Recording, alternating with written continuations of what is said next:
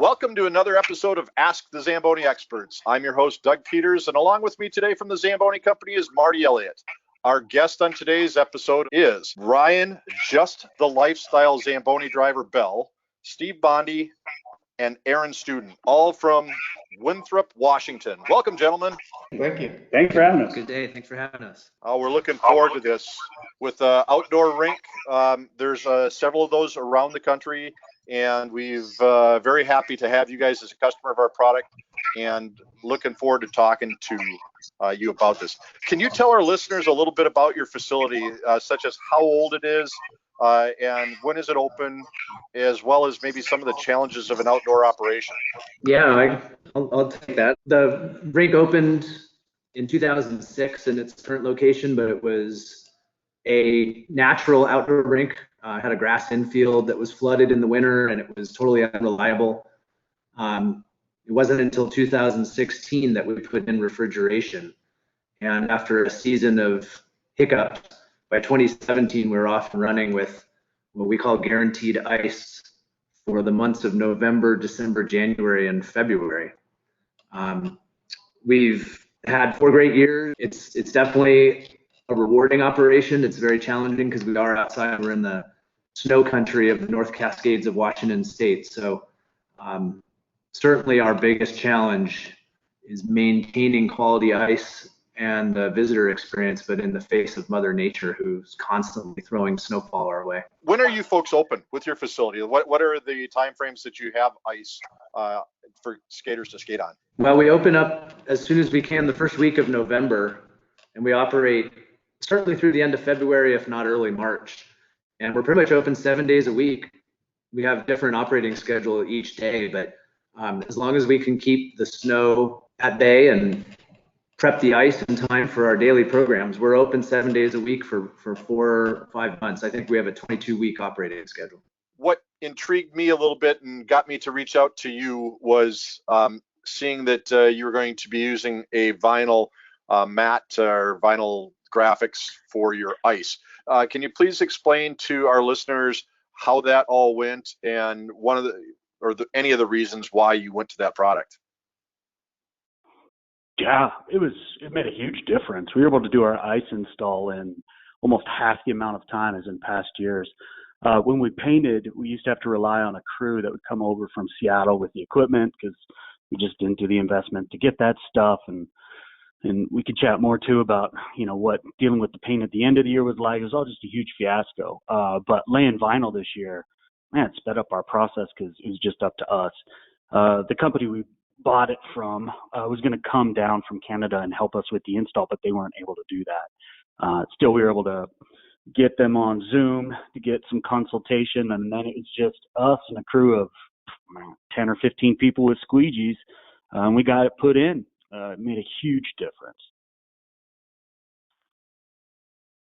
And it's something that hopefully your ice doesn't come out for a few more months, and you'll learn about that process, what it's going to be at that point in time. And maybe we can catch up with you on another podcast during the summertime when you're running your summer programs and learn how your ice out went. Yeah, I think Aaron was going to jump in on that. Why don't you take that? Yeah, we're anticipating it to be way easier to remove than the paint. I was on the crew last year involving several people and pressure washers, squeegees, and took us many, many days to remove the paint residue. And then we had to deal with the issue of what to do with it. A lot of it ended up going in the drains on the edges of the ice, which the facility owner wasn't too happy about. We tried to find places to dispose of it. Nobody really wanted it. So this is going to resolve that issue. It's going to be way easier to just dry out the vinyl, roll it up, and put it back in the cardboard tubes for summer storage. Great. Can you explain to our listeners what some of the challenges are that you're faced with regards to an outdoor ice rink operation as to those who have a roof and enclosed walls for their rinks? Well, I was just mentioning to Ryan this morning the difference between making ice in the cold and warmer temperatures. it's really makes a big difference as far as how you run the ZAM and how much water you use and how much snow you pick up. And so dealing with the variations and the fluctuations in the weather, as opposed to an indoor ice rink where you pretty much have the same ambient temperature all the time. For example, yesterday with an ambient temperature of almost 45 degrees, it was not only were we having trouble getting the water to freeze properly after we made the ice, but the ice comes up with the blade as more of a slush and less of a powder. It makes it harder for the augers to work and harder for the Zamboni to pick up. This morning, I think we had a low in the teens, and I came in shortly before noon, and making ice was just a breeze. The snow on top was light and fluffy and just picked up. Didn't have to run the plunger hardly at all, and then the water just froze almost instantly. So that's one of the challenges. Then of course when we do get significant amounts of snow, picking up the snow off the ice to get it to where you can even get to the surface is a challenge. When we have smaller amounts of snow, we do use the ZAM. Since we have a pretty good sized machine, we're able to pick up 2 to 3 inches of light dry snow, going slowly and dumping often. Any more than that, and we have to get out our big bad snow blower and do a few passes with that before we even get the Zamboni on the ice. So in a big storm where we get 6 to 8 inches, we might be looking at 2 to 3 people for 3 to 4 hours just to get the ice in a condition where we can skate on it. So would you say there's an art to understanding what you need to adjust the compressors or the refrigeration system to deal with the wide variety of temperatures that your facility is subjected to? That's a little bit of a tricky one. Yeah, our compressor system, we've got it locked in at our set points are at 18 degrees, plus or minus 2. When the temperatures change really, really cold, it hardly has to work at all, right? We get down into the teens and it's just, barely even firing on. But then in days when we're bumping up into the 30s, and here probably by the end of February, we're going to be up into the 40s, and that thing's having to work really hard. And then we would like to be able to be setting our set points down, get them down to 12 degrees if possible. But that, changing those set points so frequently kind of yanks that compressor system around, and sometimes it, one of the lines will bump off and it just becomes a little bit of a challenge. So this year we've been trying to work with just working with one set point at 18 and seeing how it's going to treat us. Right now that we're getting into longer days in the sun, the angle of the sun is quite a bit steeper. There's a section of our ice that's just going to start to get a lot more direct sunlight, and those compressors are going to have to work really hard. I'm not sure if you guys are aware of the Zamboni Connect product that we offer, which allows customers to monitor the performance and operation of their machine through a software cloud-based system. But do you guys utilize any technology like that so that you can monitor your refrigeration system while you're outside the facility? No, it's just readings directly off of the system itself. I mean, it's super close, and we just do a quick walk over there.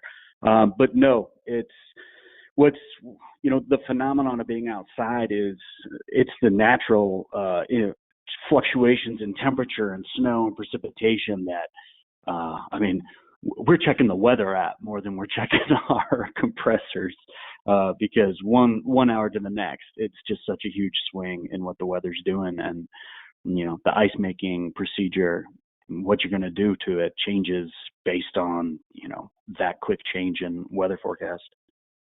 It sounds like you guys and your crew there would be perfectly suited to handle the outdoor NHL games and the challenges that they're faced with. Oh man, we could. Yeah, I heard you had one of those in a past episode. The fellow who helps with some of those, and he was talking about rain before one of the ones. We had a downpour of rain last season where there was, I don't know, almost 3 or 4 inches, I swear, of standing water all over this rink. And it was right during a tournament. And we were futilely trying to squeegee it off in huge tidal waves of water. So I felt some empathy for that fella, because that's a stressful stakes in the game. For those of us who are geographically challenged, which I fall into that classification, having grown up in Minnesota and residing in California for the last 30 plus years, can you tell us where exactly Winthrop, Washington is located, and how does one get to Winthrop, Washington? Yeah, so we're in north central Washington, which is part of the inland Northwest, and we are 50 miles south of the Canadian border as the crow flies, and approximately 150 miles east of Seattle as the crow flies. So we're on the opposite side of the Cascade Range from Seattle. It's short distance, but it takes 4.5 hours by car, because you have to go over at least one, sometimes two mountain passes to get here, depending on your route from Seattle. That is where we get most of our visitors from. We're also fairly short drives from Spokane, 3 hours, 3.5, which is on the eastern border of Washington with Idaho. So being far north and being in the mountains is what gives us this wonderful winter weather, where it's cold all the time and we get lots of precipitation in the winter. We're technically semi-arid. We get very little precipitation, 11, 12 inches a year, but the grand majority of that comes in the form of snow in the winter. So that makes this an outdoor recreation paradise. We have one of the largest Nordic skiing systems in the country, and we have alpine skiing at the Loop Loop Ski Bowl, and snowmobiling, and of course our favorite, ice hockey. Speaking of ice hockey, have you guys had to erect a wall to the north to keep all those silvers from coming down from Canada, to see what gold looks like when it comes to medals and hockey play? Yeah, we're definitely rooting on Team USA. Yeah. Yeah, I mean, that's got to be rough. It's got to be rough. Gold sure feels good. Marty, do you want to chime in here at all? I mean, I like to give the Canadians a little bit of raspberries every now and again, but it's that silver tone that you have to your beard. Maybe you should darken it up just a little bit to gold. I'm going to plead the fifth. Hey, one of the things I'd like to add, each of the last 3 years, 3 winters, we have had a real strong showing from folks in southern British Columbia, even middle and northern British Columbia. Folks come down through the border during a normal winter, much like we go travel up there. But really, as far as we know, we're one of the only outdoor rinks in this whole region around here, including southern British Columbia. Yeah, the only I'll chime in there, guys, because I know where you guys are located. The only outdoor rink that's anywhere near where you're located on the Canadian side that I'm aware of is Robinson Square, which is right downtown Vancouver, and they recently took possession of a brand new lithium-ion 450, and they have the same setup as you do, except for they have type of roof setup to keep the elements off, because they deal with the same rain issues that you guys deal with, and snow sometimes. But they would be the closest that I'm aware of where you guys are located. That would be an outdoor type of facility. Up above Penticton, there's Apex Mountain Ski Area, and they have an outdoor rink. It's not, I think it's an NHL size, but it's up. It's sort of a recreation rink up at 5,000 or 6,000 feet, and it's totally open air. I don't really have any contacts with folks up there, but that's one that I know of. Well, you're talking to Canadians, so let me know if you need a contact. I'd be more than happy to send some gold down to you, plus some names. It's easy enough. We'll just send our junior team up to Canada, and we'll take the gold, Marty. We'll leave the silver for you boys. I think down at Clay Elam, if I'm pronouncing that probably incorrectly, I think they might have an outdoor rink. And then I was just talking to somebody at Suncadia, but they're in Oregon, and I think they're partially covered facility as well. But it is unique. There aren't that many. There is a oval back in Minnesota, speed skating full-size oval, as well as 2 inner ice rinks on an outdoor surface in Roseville, Minnesota. But what you guys are doing, it's great. It's seeing pictures and doing a little bit of research. One of the researchers brought up a topic that I'm going to ask. Are you guys really on the top 10 of ice rinks in the West by Sunset Magazine? You know, at one point we were, and I guess once you're on the list, you're always there. That was a promotional thing about 10 years ago. There was a top 10 list, and we were on it, and we still keep it on the website just as a good promo. It's a good hook. I think that's a good deal. How hard did you have to work to get into that top 10? Is it like Letterman's list of top 10 things? Somebody knew somebody. I think that was before all of us were on staff here, so can't answer that with a straight face. Well, you can make up a story. Stories are always good. We have stories. This place is full of opportunity for stories to be made, that's for sure. All right. Do you folks use any kind of skating programs such as the ISI or USFS for your programming? You know, we have a learn to skate program, and it's utilizing the US figure skating learn to skate program. We have a program coordinator here on staff who basically coordinates that learn to skate program and works with some diehard volunteer instructors that work with about 30 to 40 students at a time. We also, for USA Hockey, is the umbrella under which our youth hockey program operates. And we have, doesn't sound like that many, but 125 kids in our youth hockey program, which is about 25% more than years past. And 6U through 16U. It's one of our strongest assets here is youth hockey. And with COVID putting so many restrictions on activities, as an completely outdoor arena, we're able to continue our youth hockey program. And because there's so many restrictions in other places, we've had a lot of increases in our participation. Like I said, 125 kids is for us quite a few. And so that's our youth hockey program. That's a lot of people, and don't sell anything short. I look at you don't start with 1 million people. You have to start to small and work your way up, and it's going to lead to a question of, with the situation that we're all having to deal with for the last almost a year now, has the COVID situation, you feel, brought more interest in doing things outdoors? You think it's maybe that and or a combination of people knowing that they can skate at your facility that's drawn more interest in your programs? For sure. Going into the season in October, November, we were a little nervous because we didn't really know what to expect. We did receive guidance from Washington State that as an outdoor venue, we could operate, but we did have certain restrictions in place, number of people on the ice at a time and mandatory mask wearing on and off the ice.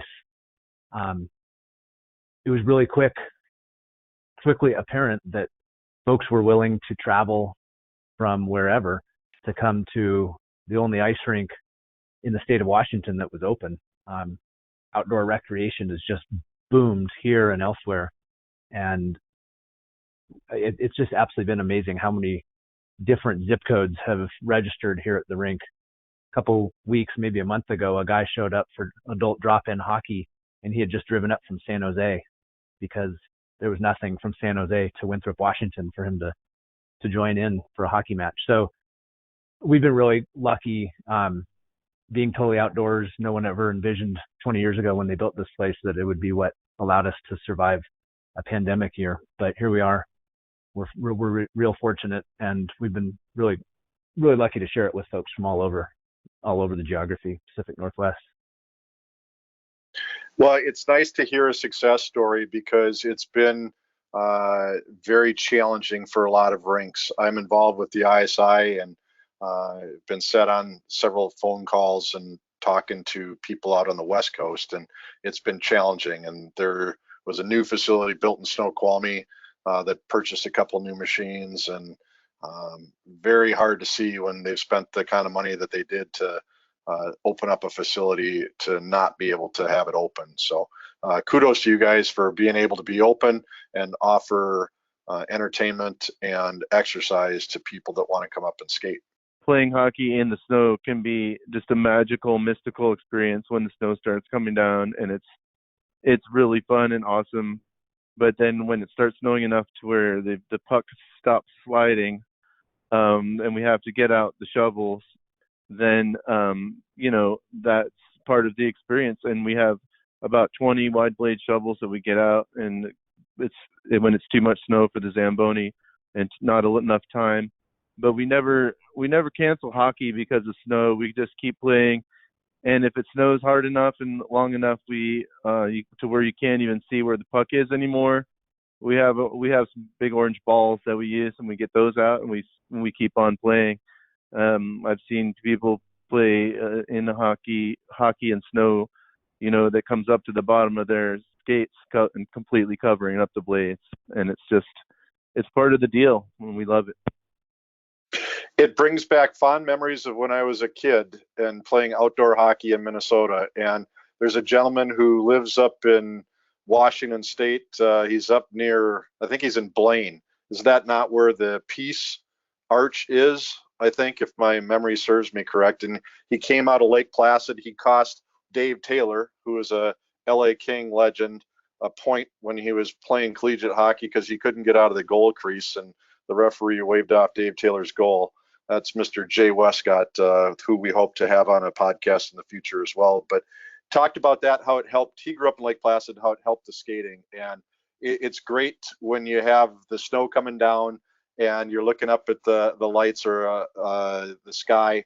We have a picture in our office that is of a gentleman who used to drive for the Buffalo Sabres when they had the game going on at the outdoor game up there. And it's just a classic photo of all time with him driving the machine with snow coming down. So I know exactly what you're talking about, and it's a great point. And it's great for the kids. Get those kids out there, get them pushing a shovel. It'll help their skating legs so that they can maybe grow up to be a hockey player like my co-host here, Mr. Elliott. Awesome. I do my best, Mr. Peters. By the way, when was the last time you put on skates, Dougie? It's been a couple of years now. My oldness and my fatness. If I fall down now, it's not just a little stumble. It's a life-altering event. Well, when the borders open, you're definitely going to bring your skates up here so I can get you on the pond. You've never seen skates as old as mine, my friend. Never seen skates as old as mine. Fair enough. Can you tell us a little bit about your non-ice season programming? We noticed that pickleball is one of the options. Has that caught on and become as popular as it is growing across the country? It sure has. Pickleball is just booming, and Winthrop's a little bit of a tourist town. We have a Wild West theme, and we're on a couple of designated tourist routes, road automobile traveling routes. And so we get a lot of folks that come through the valley, RVers, summer travelers, and coupled with the local population, we get a lot of interest in pickleball. When the ice is removed, the smooth slab of concrete that is the base of the rink surface here, we have 6 pickleball courts painted on the concrete surface. And so we can have 6 courts, 4 people per court, 24 people, and we can have a real hopping scene for a drop-in pickleball session. And we usually have 3 or 4 sessions per week through the summer. And really the only limiting factor is the direct sun. It can be really hot. We don't host programs during the midday because of the heat. But morning and evenings, it's amazing how many folks turn out for a pickleball session. Well, and if you're unlike Seattle, where you're not going to get a lot of moisture during the summertime, that's got to play well as well. And then being north, longer days during the summer, does that help with the programming as well? Definitely. Actually, probably the only thing that really gets in the way of pickleball, we do have occasional rain, but sometimes the wind blows.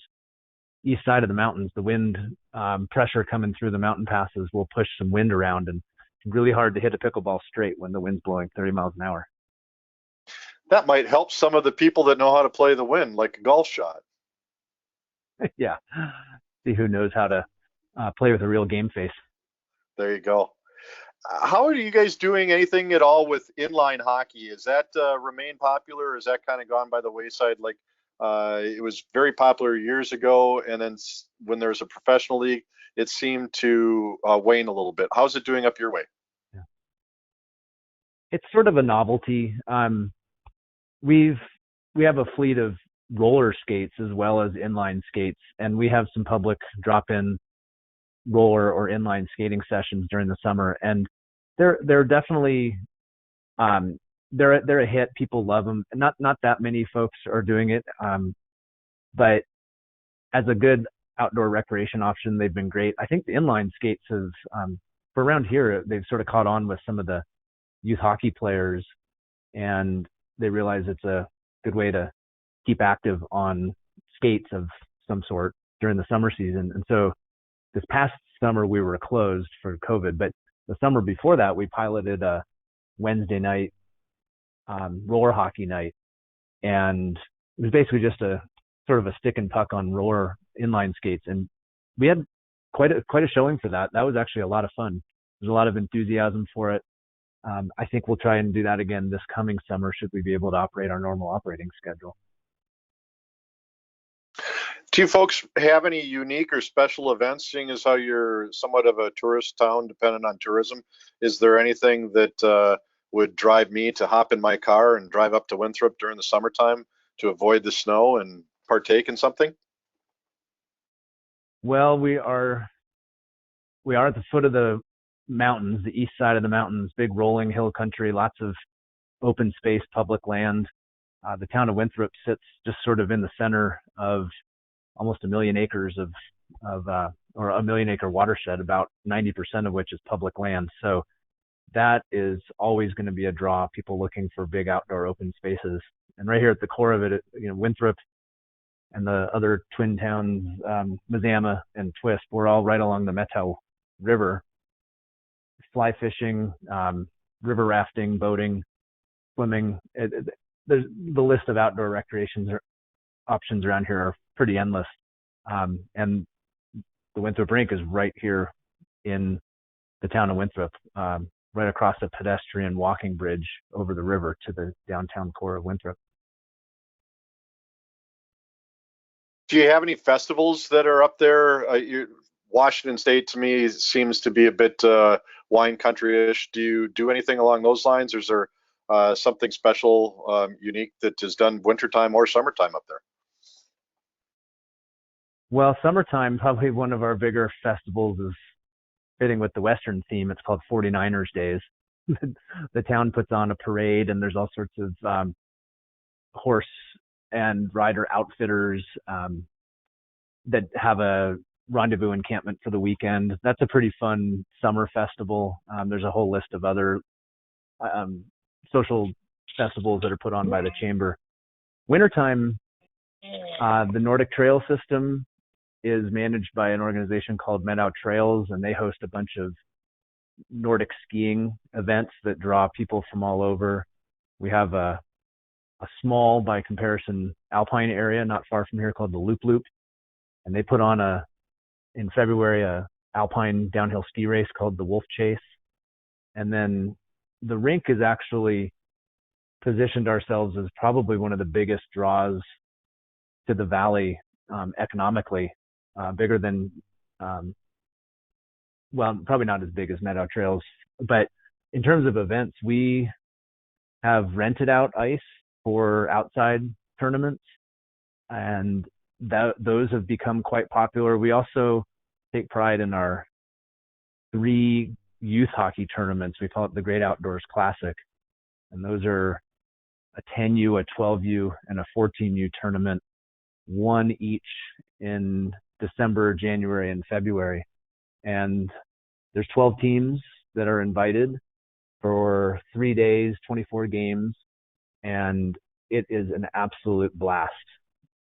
For each one, we take 12 teams, but we have about 35 to 40 teams from the Northwest and Canada apply to get in, but we can only take 12. So it's really great to gauge the interest by the number of applicants. But a lot of the youth hockey associations in Washington will arrange their entire winter competition calendar to avoid our outdoor classic tournament weekends on the chance that their teams will be admitted into those. And we're really, really fortunate. The outdoor venue, it's one of a kind, and people really seek it out. And those youth hockey tournaments, to see those kids in a tournament setting, it's all house C League. So it's a lot of kids that just are getting into it or sort of operating at that level. And they have a time of their lives. And because Winthrop's a destination, it does make for a big family affair. And that's why I say it's quite an economic stimulus to the valley during winter months. 12 teams, 15 players a team, plus families, it's big business. So we're really proud of that. That's great. Now, a couple other festivals I can think of off the top of my head. We have a hot air balloon festival in the spring. It's very popular. First week in March. The Rhythm and Blues Festival draws thousands of people in the third week in July. And then we also have a beer and food festival in the fall. Steve mentioned it's a Western themed town, so it's called October West, and that's always fun too. There's a parade as part of the 49er Festival. Have you guys been hit up yet to have the Zamboni be part of the parade? We should get some horses to pull it, Steve. I think this is a very good idea. I think we need to run with this. Yeah, that would be awesome. If you do that, put it on a trailer and have the horses pull the trailer. There are lots of parades that our machines get used in, and our preference, because they're not designed to be driven around in the summer on a hot day as opposed to working in an ice rink, is put them on a trailer and pull them, and it gets the notoriety that way. But I'm kind of surprised that they have not hit you up as yet for that. All right, we're going to send you a picture when this happens. We could also fill the tank up with cold water and devise a pump to spray people with water from the Zamboni. Well, I was thinking more along the lines of a dump tank full of snow with cold adult beverages in it, but you guys go any direction you want to go with that spraying of the water. I like it. What was the first experience all of you gentlemen had with regards to a Zamboni brand machine? And I want to preface that by saying that we're very excited that after all the years that you've been open, that a couple of years ago you decided to buy our product, and very happy to have you as a customer. But did any of you have prior experience with our machines before you came to Winthrop? Yeah, it has been. So I grew up driving. This is the fourth rink in my lifetime I've worked at. So I grew up, learned how to drive on a Zamboni at the Colorado Springs World Arena where I grew up. And then in college I was the rink manager at the University of Colorado where we had an Olympia and a Zamboni. And then after that I was at the Ice Center at the Promenade in Denver where we had Zambonis, and took about a 20-year hiatus until I moved here. And my first day on the job was the day that the semi-truck showed up with our brand new Zamboni. And nobody knew how to drive the thing. And so there I was jumping into the trailer of the truck to fire it up. And unbeknownst to me, there's that new safety mechanism. I turn the key and it doesn't even turn over. So I called you guys in a panic, how do we even get this thing turned on? And then so that's new since I last drove in 2002. And so yeah, backed it off and off we went. Now we've probably got, I've trained. Aaron, help me out with this. How many of you guys have I trained? Are we up to 15 drivers in the valley? Maybe there's 20 total. I don't know. I'd have to look on the computer. Well, there's a passel. Well, that's interesting. So you a Bob Beber disciple from Sun Bob Beber? Microsystems? Yeah, absolutely. I work for Bob Beber. I just had a long conversation. Bob Beber had the Friday night Bob skates were legendary, where you'd start out at Bender's right above there looking over, having some brews, and you go down and skate with Bob. and he'd play the same soundtrack all the time. It always began with, it was like Red Hot Chili Peppers, and then it was pretty rocking for Bob. And yeah, that was a great place to be. 3-rink complex. That's a solid facility. I just was in there last week and had a long conversation with, as I refer to him, the Grand Master B, because he likes to make soundtracks. And Bob is doing well. I will let him know that I got the opportunity, and we're hoping to get him on a podcast in the future. Oh, yeah. The problem won't get him to talk; it'll be get him to stop. That's pretty funny, because when he and I get going, as you can tell, I'm not much of a mute. Bob can make me sound a bit like a mute when it comes to a conversation. So is there two Doug Peters out there? Oh my Lord, heaven forbid. There's Marty. I was hoping that he'd be able to get the opportunity to jump in and go after us golds down here. Gentlemen, how do you market the facility either in the ice season or out of the ice season, being in a somewhat remote area that is maybe a little bit challenging to get to? Well, fortunately, the reputation has taken off the last 2 or 3 years. We don't have to market a whole lot. The only outdoor NHL-sized rink in the Northwest. It doesn't get confused with any other places around, and we feel really lucky that we are one of a kind.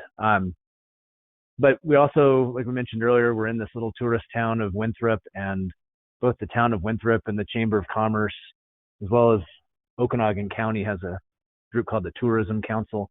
They're constantly pumping the message of the Methow Valley and Winthrop, Okanagan County.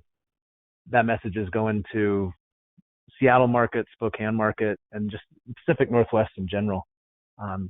So marketing of the rink is part of a bigger marketing effort for the Methow Valley here. And we're on Highway 20, it's State Highway 20 that goes east to west. It goes through North Cascades National Park that's not far from here. And if you follow that route west or east, eventually you turn north and you go into British Columbia. And we have a really strong following year-round in southern British Columbia. A lot of folks look to the Methow Valley here in Winthrop for recreation and specific to ice. Like we said earlier, we get a lot of folks coming down in a normal year, not this year, but in a normal year, to come down and skate or play hockey here at the rink. So guys, I'm going to be actually in on the island, Vancouver Island, in April. So how far am I from Squamish, from you guys? Or not Squamish, but from the lower mainland of BC? So actually the quickest way to get here from Vancouver Island is there's a clipper of a ferry called the Victoria Express. Right out of Victoria. That gets you to, that'll get you to downtown Seattle in about an hour, and then it's a 4.5 hour drive over the pass from there. The other way to get here, which is more scenic but takes longer, but I would highly recommend it, I've done it several times myself, is to take the big ferry up to Vancouver and then take the Trans-Canadian Highway over the pass, which runs just north of the border, and then you drop down in the Okanagan Valley at Penticton, and then you can come and get to us that way. And that's about that's maybe closer to a 7 to 8 hour experience. Well, I'm going to tell you guys right now, my better half and myself will be out there. It happens to be my birthday, so you guys might be tipping a couple of beverages with me on my birthday in May, early May. Look forward to it. Oh, bring it on, man. Oh, bring some inlines. We'll play some puck. Oh, and I do then have also inlines. Mountain biking around here is off the charts. If you're a biker, We are so many people. good trails. Yeah, I look forward to it. Definitely look forward to it, guys. Now, gentlemen, the Kraken are going to be released in August, September of this year for play in the NHL, starting in October. Did I read correctly that they did some filming out at your facility?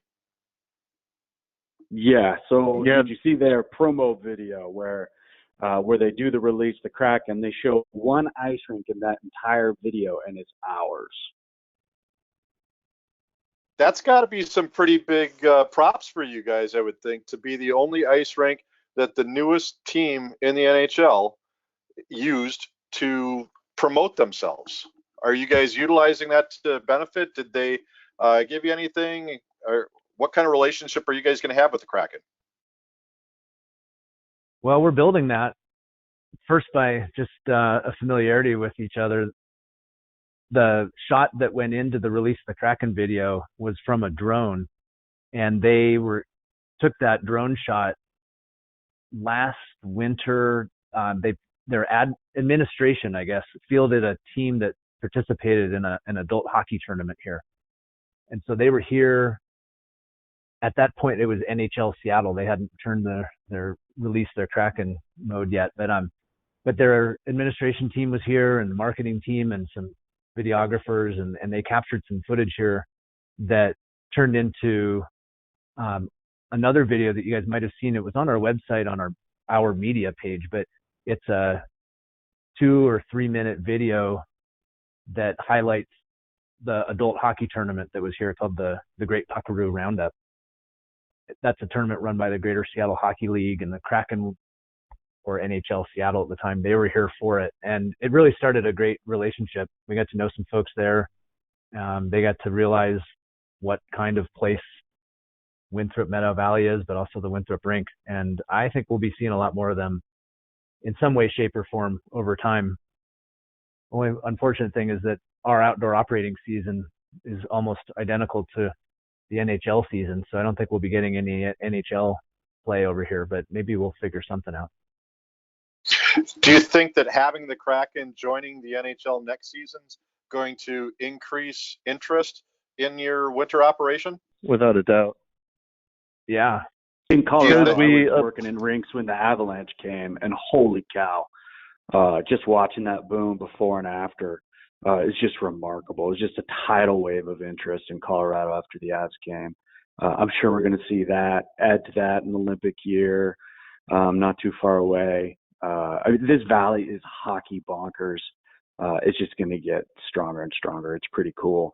And for those of us who play, it's great because sometimes it feels like we got to bring the game to us and lure skaters from outside the valley to get here so that we can have some competitive games.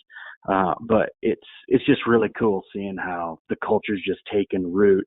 And now we get a whole class of people who are visiting the valley strictly because of the rink. Like, people are calling it a bucket list rink, and it's not just, they're not just blowing smoke. There's people who, you see it on social media, people saying, we're featured on the ODR Instagram page, and people from all over the world saying that is one rink I hope to go to in my lifetime.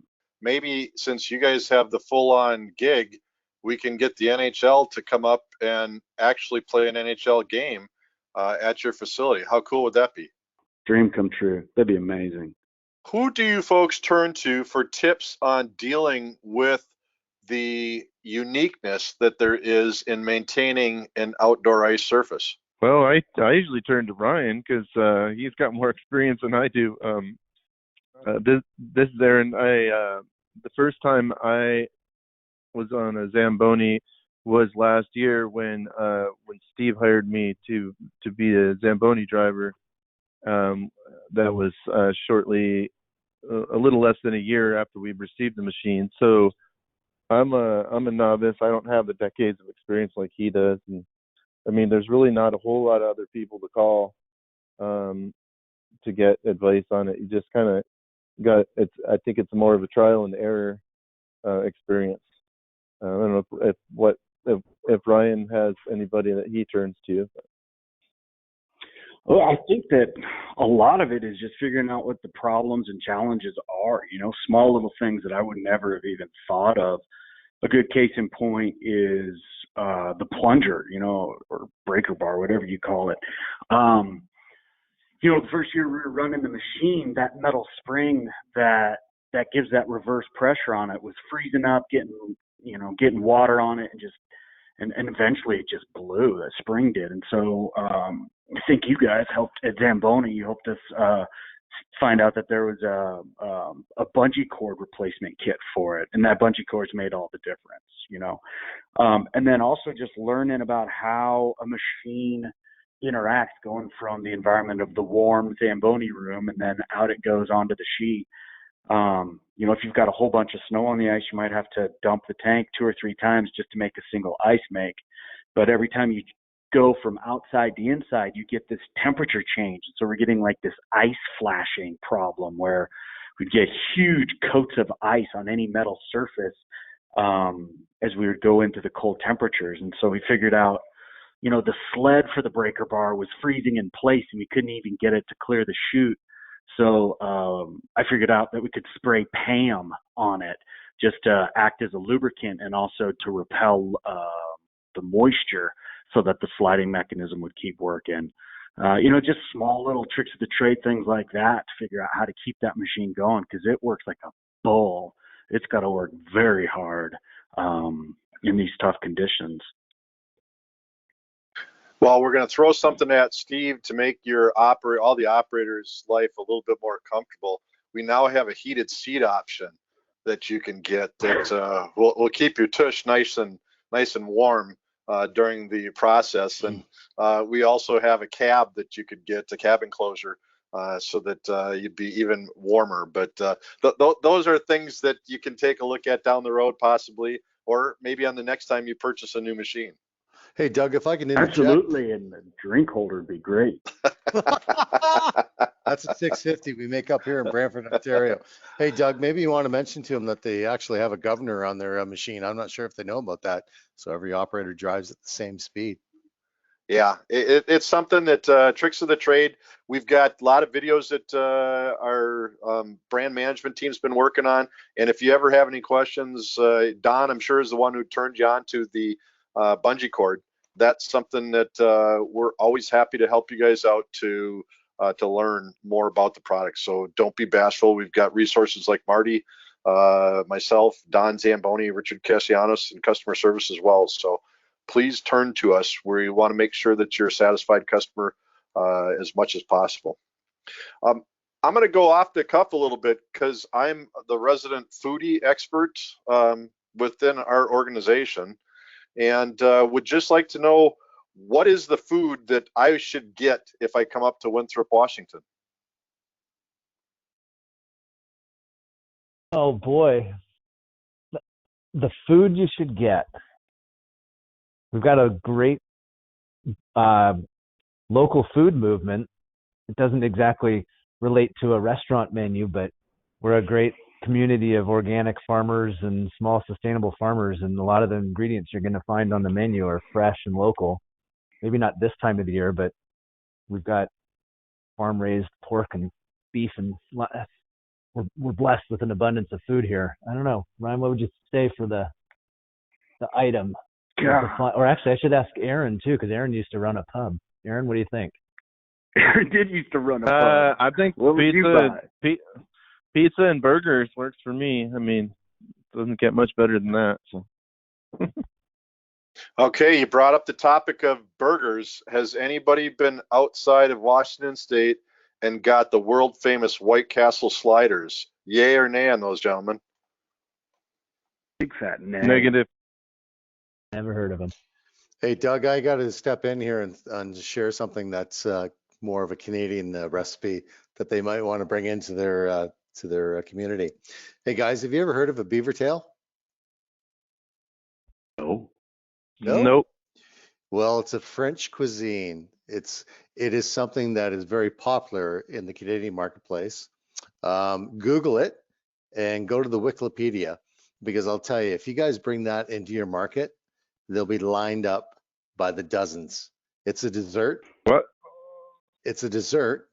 It's a donut base, but what you can do to it, it's pretty amazing. And it actually looks like a beaver tail. If you guys don't have beavers in your market, Google that as well. But you got to try the beaver tail. Actually, I'm sure if you cross the border, you'll be able to find it somewhere in the BC market as well. Going to Canada, road trip. Let's go find this beaver tail. Has the poutine made it south of the border? Has that crossed the wall up there and made it down into Winthrop? I've heard of that. Isn't that like biscuit and gravy kind of stuff. See It's that French fries with some kind of gravy and maybe a mystery meat on top of it and some cheese. No meat. I'll walk you through that, boys. It's a French fry you have to have the proper cheese curd and a proper beef gravy. That's another one you want to bring into the backyard. You'll have, oh man, we're going to Canadianize you boys before you know it. Beaver tails and poutine. You'll be so Canadianized. You'll have more Canadians from BC coming down than you will Americans coming to your place. Seriously, we could trade. We could trade you with some of our beer that actually has flavor. Wow.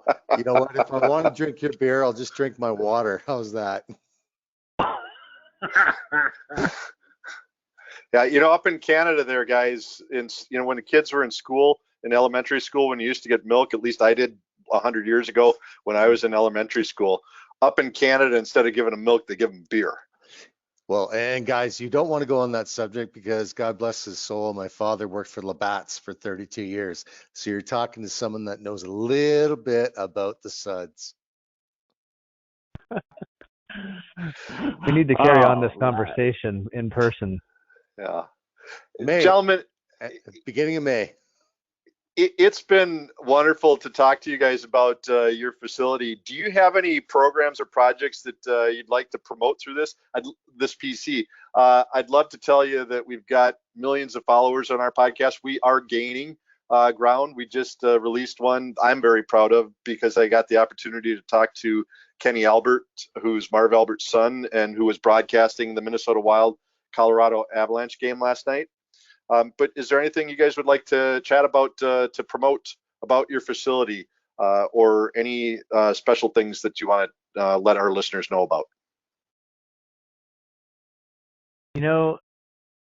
We take pride in the fact that we're open right now, that we're outdoors, and that speaks for itself.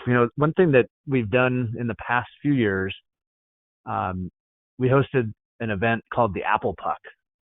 And for 4 years, we invited the collegiate hockey teams from University of Washington, Washington State, Western Washington University, Gonzaga, and Eastern Washington University. All of them have appeared here for the Apple Puck. And we weren't able to host that this year. And in the future, we're going to try to host that event or something similar. We're not sure what, but that event was a source of community pride. It was just a ton of fun and for us, but it was also fun for the collegiate teams. It was usually after the Pac-8 championships. They'd come out here at the end of February, and it was a blast. Somehow in the coming winters with collegiate hockey, with Kraken NHL hockey, or with local hockey, we're going to keep making this place a destination and fun for folks to come and celebrate. So that's probably the biggest thing that can help us promote. Well, that's great. Gentlemen, we want to thank everyone for listening into another episode of Ask the Zamboni Experts podcast. Have a question for one of our experts or an idea for a future episode, please email your questions or request to info@zamboni.com. For more information and additional podcast episodes, please visit zamboni.com/podcast or search Ask the Zamboni Experts on Apple Podcasts, Google Podcasts, and Spotify. This is Doug Peters along with Marty Elliott wishing you an iced day.